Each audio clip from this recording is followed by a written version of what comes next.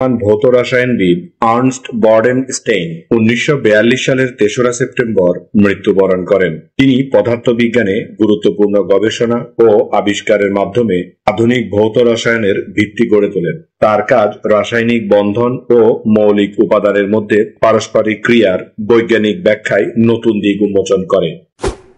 মার্কিন কবি ই কামিংস 1962 সালের 3রা সেপ্টেম্বর মৃত্যুবরণ করেন।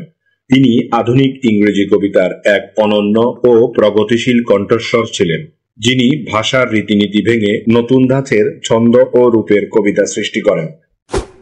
আইরিশ কবি ও নাট্যকার ফ্রেডেরিক ম্যাকনিস 1963 সালের 3রা সেপ্টেম্বর মৃত্যুবরণ করেন। তিনি আইরিশ সাহিত্যে এক অনন্য স্থান অধিকার করেন এবং তার কবিতা ও নাটকগুলো দেশীয় সংস্কৃতি, ইতিহাস ও সামাজিক বাস্তবতার সূক্ষ্ম চিত্রায়ন ফুটে ওঠে। তার সাহিত্যকর্ম আজও আইরিশ সংস্কৃতি ও সাহিত্যের অঙ্গ হিসেবে মূল্যায়িত হয়।